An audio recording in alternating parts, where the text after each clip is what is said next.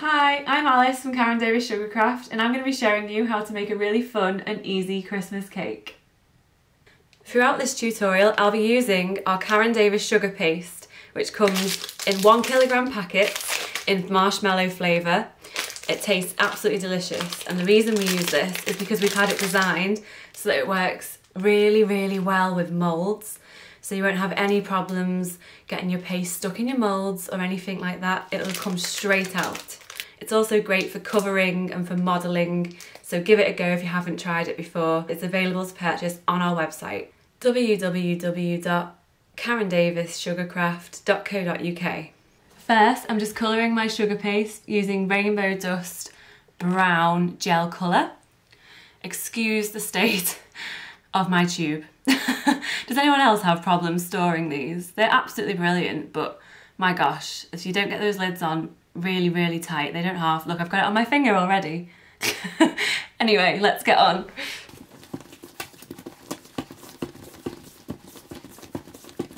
So you just want to keep kneading your sugar paste until all of that colour is blended in and you've got no streaks left in your paste. Just gonna dust my work surface with a little bit of icing sugar.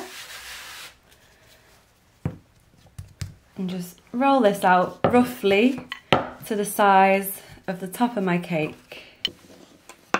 Just give it a quick smooth.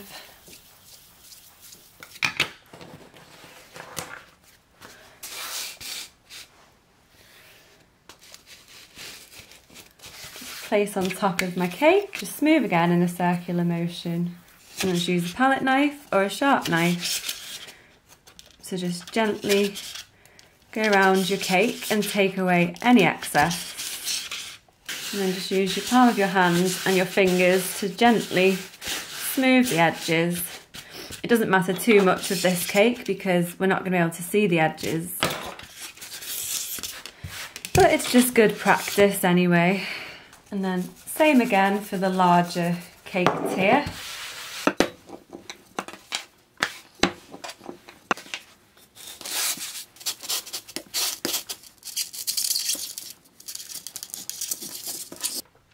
This is our rustic brickwork mould, and we're going to be using this to cover the sides of our cakes. And it's a godsend because instead of having to cover the sides of your cakes with sugar paste or a smooth coating of buttercream, this can hide a multitude of sins. It is fantastic, especially for beginners. So all we've got to do, like with all of our moulds, we dust it with corn flour first. Tap out any excess. So I just want to knead my paste till it's nice and smooth. So I've got a small rolling pin, and to begin with I'm just going to roll this paste till it's roughly the same width as my brickwork. So it's only very rough. And then I'm going to get my mould. I'm going to place this on top, and to start with I'm just going to use my fingers to press my paste into the start of the mould, and this just holds it down into position while you roll it. And then if it's warm, like my hands are quite warm today because I've got lights on for filming, so I'm just going to do a little dusting of corn flour on the back too, and that will stop my rolling pin from sticking to my paste. So here we go. I'm going to roll nice and firmly, and I want to be able to see, I don't know if you can see that on camera, you can just about. I want to be able to see my brickwork pattern through the back of my paste, and that's how you know you've got it thin enough. So just work your way all the way to the end. And instead of trimming at the end, what I like to do is, as I get little bits coming over the edges here, just press them back in with your fingers. I think that's quicker than having to trim it at the end, you see. And then all the way to the end till it rolls off the end of your mould. And then just get a palette knife and just gently cut across the surface like that and tear away any excess. Then you can just neaten that back up with your fingers. And then we've got a handy little tab here. So you just turn your mould over and use the tab to peel back. And there we have it. Oops. I'm just going to hold this up against my cake because I know it's going to be slightly too long. So I'm just going to mark with my knife. So it's a second row of bricks down. That's easy enough. So just trim away those 2 rows that you don't need. If this was a real cake, you'd just press this straight onto your buttercream. Buttercream's cold. Just put a little brushing of either edible glue or a tiny bit of water on your buttercream, just so that this sticks to it. With it being Christmas, of course, lots of people do fruitcakes, don't they, at Christmas, so you'd coat your fruitcake with jam. I'm just going to press that onto my cake. So as you can see here, the mould's been designed so that each of the ends is shaped like a bit like a jigsaw, so that the next piece will just slot in there and be really easy to join together and disguise the join.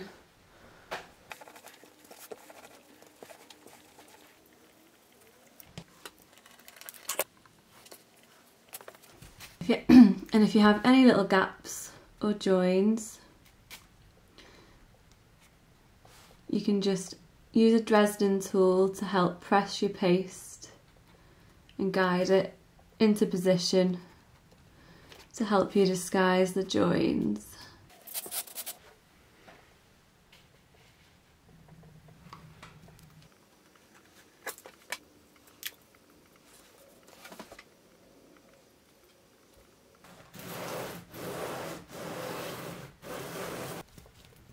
Now I'm just going to use white sugar paste to cut out and make some snow for my cake.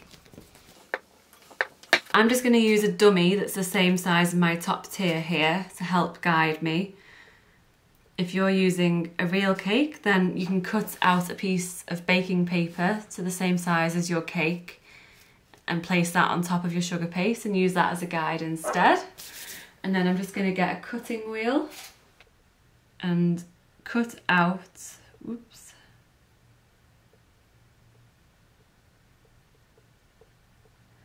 some scalloped snow like so, like a splash. You're almost cutting out a giant puddle. Take away that and there you have it. And then I'm just going to flip this over, whoops,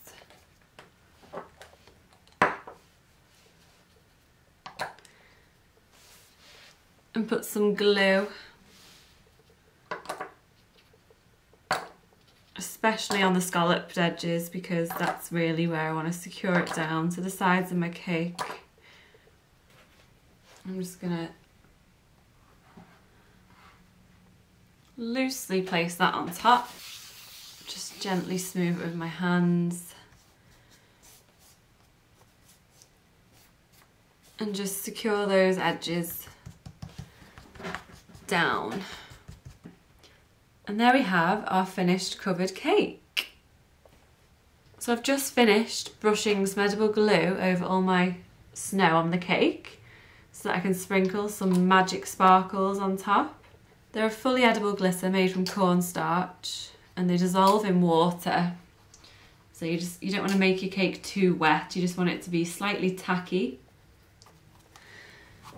So here I have my magical sparkles, which I've ground down with a teaspoon. They come in little small pots in slightly larger flakes, but you can make them into a fine glitter by doing, as I just said, by grinding them down with a teaspoon in a larger pot.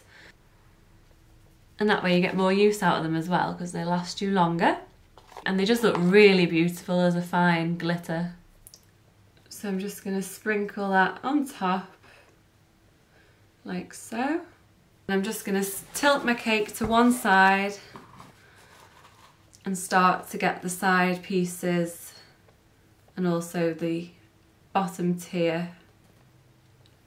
Oh, it just makes such a huge difference to your cake. It's so easy and so effective. It makes it look really, really pretty, and it really catches the light. Now I'm going to show you how to use our amazing Santa's chimney mould. Again, I'm going to be using our sugar paste, coloured with various gel food colourings. However, I am going to add a little bit of Tylo powder to my paste to strengthen it, as I'd like my Santa to stand on top of my cake, so I want it to dry really sturdy and secure so that I know he's not going to go anywhere once he's secured up there. So all I'm going to do for each colour that I'm using is just add a teeny tiny bit of Tylo powder onto my paste. Sorry, you can just put any excess back in there. That should do. And it does get a little bit messy, but if any that falls onto your tabletop, just pick it up like so and just knead it in there, and you'll feel your paste starting to get firmer. So for this part, I'm going to need my corn flour to dust my mould, a ball tool, a little bit of edible glue or water, and my coloured pastes. So with this mould, I find it much easier to insert colours into different areas of the mould instead of painting afterwards. Because if you imagine, if I moulded this all in white, it's going to be quite tricky to make the bricks look realistic. It's going to be quite tricky to make his skin look realistic. So you're best kneading gel colours into your paste before you start and having your colours at the side ready. And then what you do is you sort of analyse the mould and work out which parts you think are deepest. So I'm looking at him and I know his nose is definitely the deepest. So I'd start by putting a bit of skin colour in here. I wouldn't do his face just yet, because if you look, that's raised much higher than his eyebrows and his hat trim and his moustache and beard. So what I'd do is I'd fill in his nose, then his beard in white and his hat trim and his eyebrows and the little bobble on his hat. Then I'd fill his skin colour to fill the rest of his eye area, and I'd do red for the top of his hat, and then I'd start working my way down the same way. So you just get a small ball of paste and press it into his nose with a ball tool like so. It's much easier to do it with a ball tool than it is your fingers. It means you can press it really firmly without being clumsy, and just guide the excess over to one edge and tear it away like so. It's really important when doing this that you make sure you don't have any paste overhanging into the next area, otherwise you'll have bits of skin colour bleeding into his moustache. It'll be easier for me to tear away the excess at the point of his beard here in a sharp corner than it would be in a flat wide area. So I'm going to turn my mould around. Again, my hands are quite warm because I'm working under lights, so I don't feel the need to put any glue on the back of his nose, to be honest, because my white is quite sticky. So I'm just going to push that nice and hard on top of his nose there. And then, because this is a larger area, I'm just going to use my fingers to drag the paste as much as I can. When it starts to get tricky, just get your trusty ball tool back. So I'm just going to guide this all the way down to that tip of his beard. And again, just tear off the excess like so. See how easy that is? If you need any more paste in thinner areas, again, you can just get a bit of paste and press it on top like so. And just tear it away like that. Make sure that his beard isn't pushed onto his face area. Now next I'm going to do the trim of his hat. So again, I'm just going to make life a bit easier for myself and roll a thin sausage. And I'm going to go from this direction. So again, just using my ball tool, just push that into the trim of his hat. And you'll get his eyebrows there as well. Turn your mould around as you need to be able to see properly. And just push, push, push. Guide it all the way around. The mould kind of does the work for you because your paste catches on the edges, you see. Now I need to do the little bobble on his hat. Now I'm going to put a tiny, tiny bit of edible glue. Just a few dots on his hat and a little few dots on his beard. I'm going to get my skin colour for his eyes. Just make sure it's nice and smooth before pushing it in. I'm just going to press that nice and firmly on top of his eye area. And then tear away your red at the side, like so. You want your paste to be level with the back of your mould. So I'm just going to add a little bit of white paste over the back there to just fill in the remaining thinner areas of his head. Moving down to here, the trim of his sleeves is slightly deeper than his gloves. So I'm going to fill them in first in white. And just tear away any excess like that. So I'm just going to press, press, press, press, press, press, and just join that up onto his beard like so.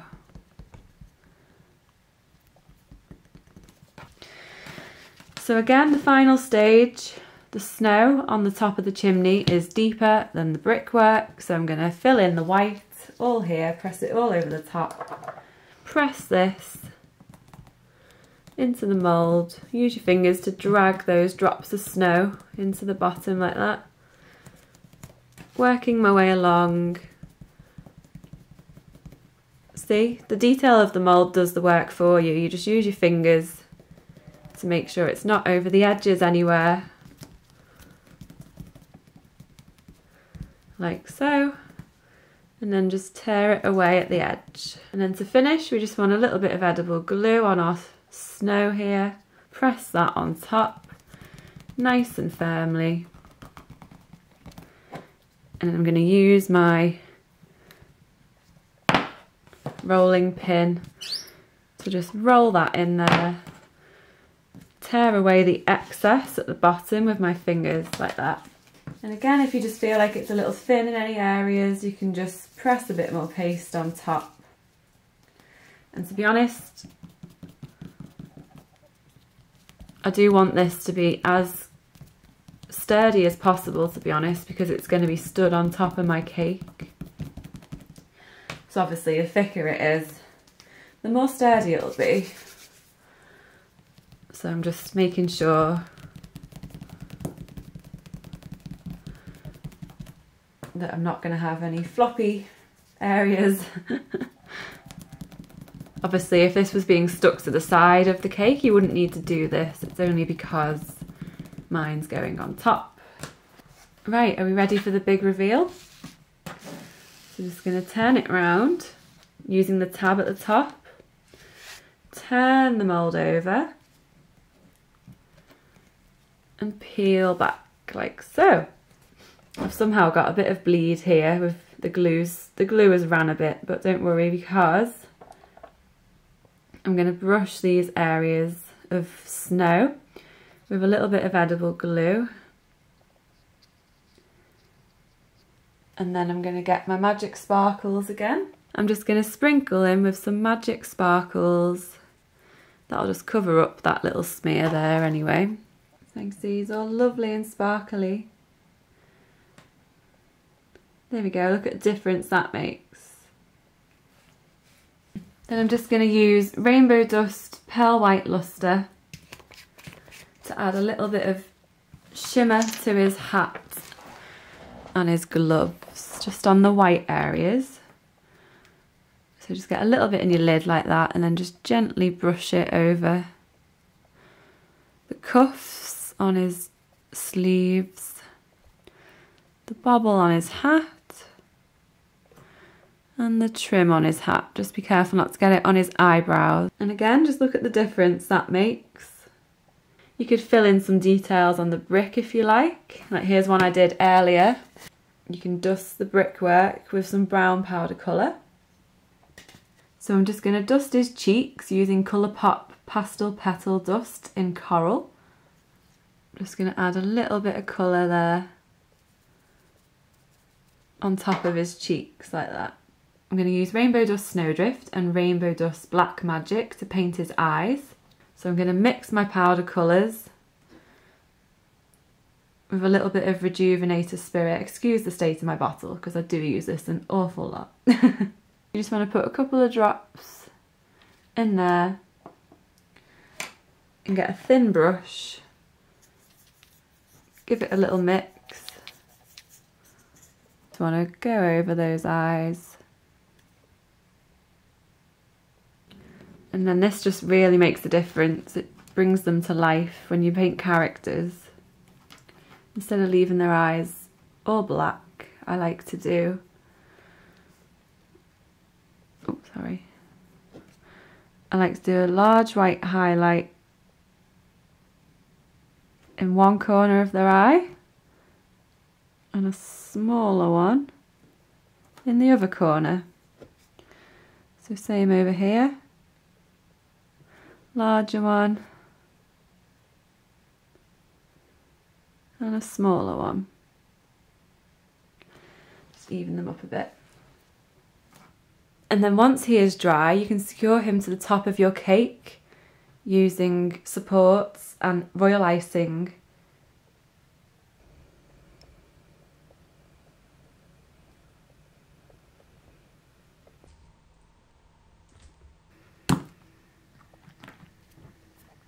And I'm just going to use Rainbow Dust Metallic Light Silver and Metallic Golden Sands to paint the ribbons on my presents.